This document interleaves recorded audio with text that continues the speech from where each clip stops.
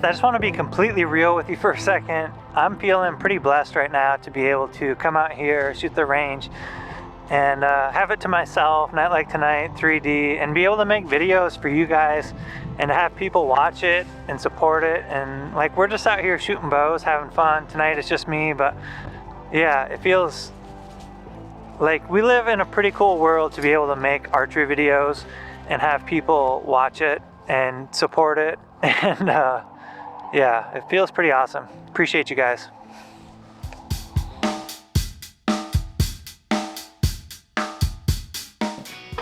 Guys, Josh is trying to make me get rid of my baby.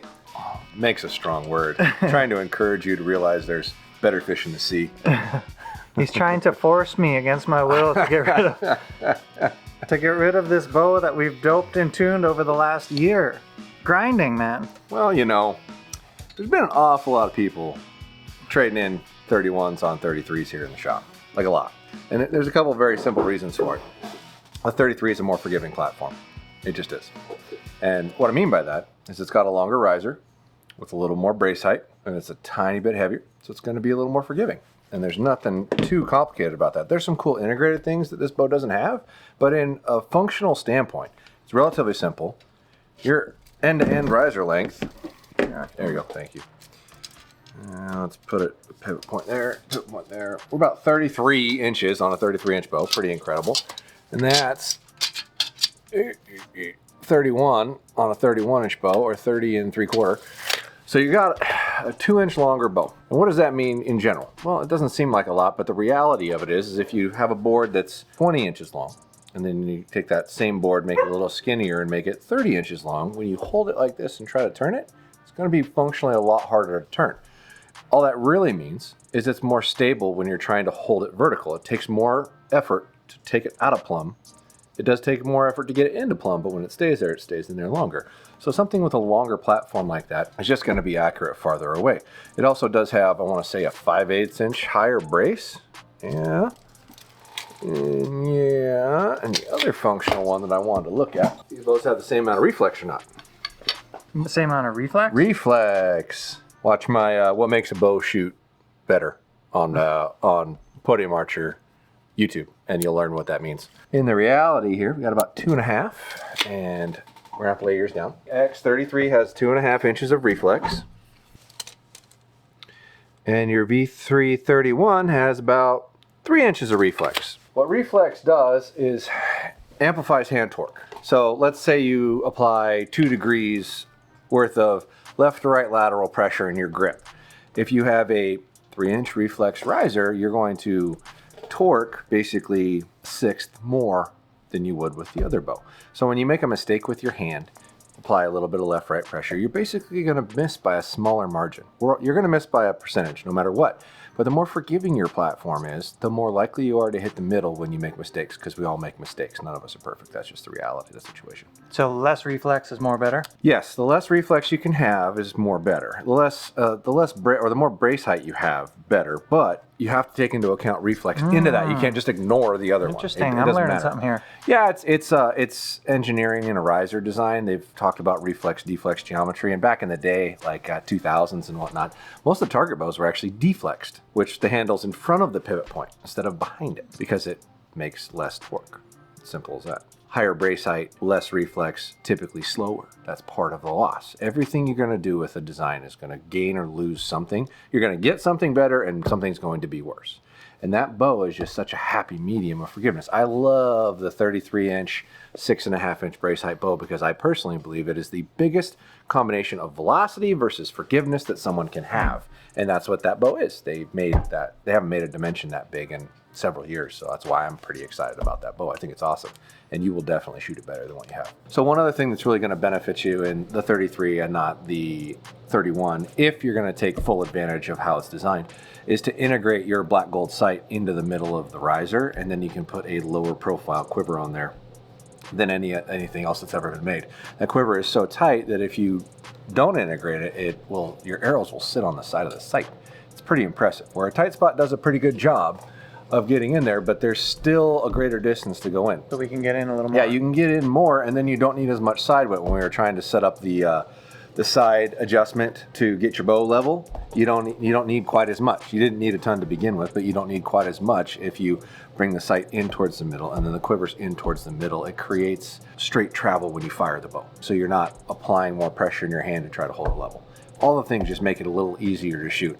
And each small little progression, 1%, 2% improvement, makes the bow easier. Like if you shot bows 20 years ago and you shoot bows today, 20 years ago, you would have to shoot all the freaking time to be accurate. Today, you really don't. I mean, it helps, but bows are so forgiving now compared to how they used to be. That's why you're seeing shorter brace heights. That's why you're seeing more extreme things, because what they're designing is hard to torque, whereas what they made 20 years ago is really easy to torque.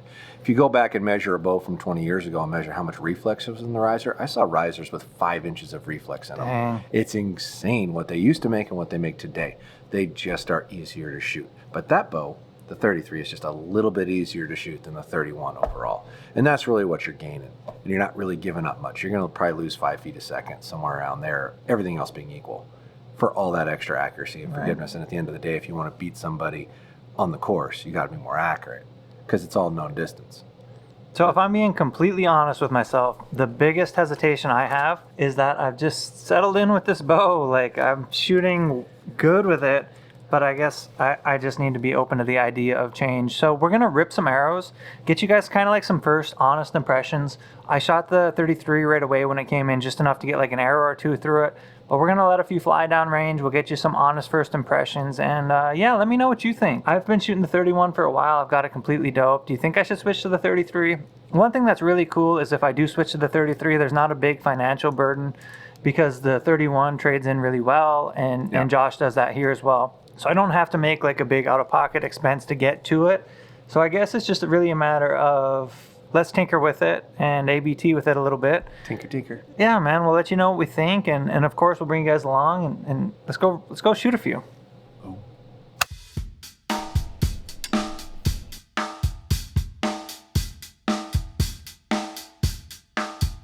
Virgin 33 test run, first go. We'll get you some initial impressions. I'm excited to try it out for real. Boom, boom. Let's go. Boom, boom. So to truly understand how these bows feel, the best thing you can possibly do is go arrow to arrow, back and forth and back and forth and back and forth. You don't shoot one of them long enough for it to feel comfortable. If you sit there and shoot 10 arrows out of the same bow before you try a different bow, you're going to get comfortable with it. It's going to feel normal. So if you're trying to really, truly feel the difference between each one, alternate arrow per arrow, and then personally take a clean shot with each and then a gripped shot, or hold the bow handle so you can feel the vibration in it, because it's kind of hard to feel it if you're not squeezing it. Every other shot, you know, make a good clean shot where you're not obstructing the handle, and then the next shot with that same bow, when you after you've alternated back through, grip it so you can feel what it's doing a little bit more. One nice thing that maybe I'm a little spoiled with is I have Josh here with me. Nobody's here, so we can take the time.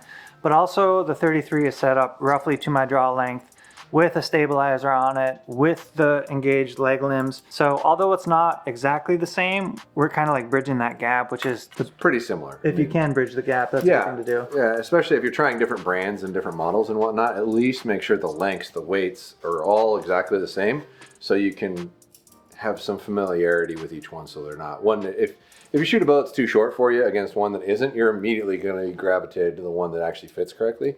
So make sure they're at least the same weight, length, and settings when you're trying them, so you're being fair. So old trusty, here we go.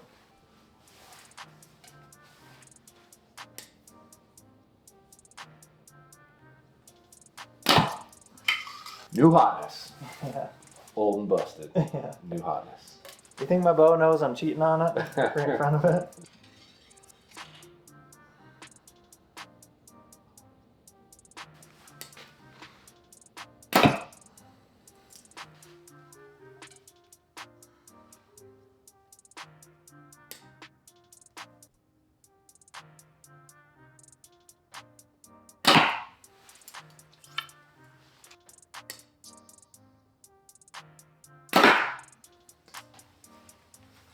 You try gripping both of them? No, I'll grip them this time. Yeah, so you can really feel the harmonics of what a riser is doing if you squeeze it. Let me reiterate, that is not good form or technique, so don't do that from a shooting standpoint. But if you want to know how a bow feels when it's going off and what's really happening, bring your fingers around the front and squeeze it a little bit and hold it in place while you fire it. Still try to make a good controlled shot, but hang on to the front of it and you can feel the vibration in the bow that you can't necessarily tell. Well, everything about the bow is very similar. It shouldn't feel like that much of a change, so it shouldn't be a hard change. It's just realizing that you're changing into something that's a little more forgiving. Okay, so I can give some feedback. I can definitely feel less vibration as everything's going off. And this has less gear on it, so I should be able to feel more vibration, right? Well, it depends on what kind of gear you're talking about. I mean, Like you have two stabilizers sight, with vibration dampeners on them, so that should technically dissipate more vibration than not. Your sight, sights typically do not make vibration noise. It usually quivers. Like if this had the quiver on it still and that didn't, I would give it an argument of why it's vibrating more. It's just vibrating more because it's not designed quite as nice as that is. Because every year they're trying to tweak a little more out and a little more out and a little more out. So that bow is the deadest 33-inch bow I've ever shot. Like, it's dead. Here's the two things I can give you guys, and keep in mind, I'm not your target archery champ of the world, just an average guy that tries hard. It definitely vibrates less, and then when you're holding this direction, it's harder to knock it offline. Like, I don't even know if I can maybe give a visual of that. It just feels like it wants to stay this direction. It's hard. Like, you actually have to try to get it to knock it offline. Yeah, the farther you move those points apart, the more stable it's going to feel in your hand. Yeah, like that's much easier to go that side wobble, this to side wobble. And I am trying, like, I'm a human, so there's error there, but I am trying to put a similar amount of pressure into that bow going side to side. So that's really what I can give you right now. It feels more stable vertically, and I'm assuming that would help.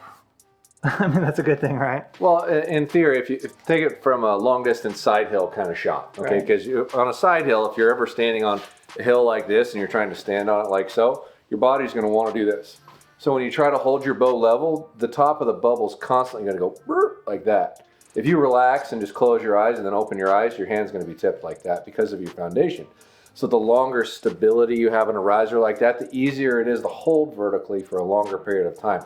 We don't always stand on perfectly flat ground, especially in, you know, the mountains that you're typically hunting elk in. I mean, it's hard to hold that bow vertical. So the more the bow wants to hold itself vertical, the easier it's going to be for you to shoot it, period. You can make anything vertical. It's not saying that you can't. But when they are easier to hold steady and vertical, the more accurate you're going to be in any environment. Definitely worth a further ABT. If you guys remember, one of the videos we made last year was the 2021 bow buying review, where I went through manufacturer by manufacturer by manufacturer by manufacturer and shot them all side by side, and Josh kind of like helped me through the process of what I should be looking for, what I should be feeling. I think I'm sticking with Mathews this year for sure, whether that's the 31 or the 33.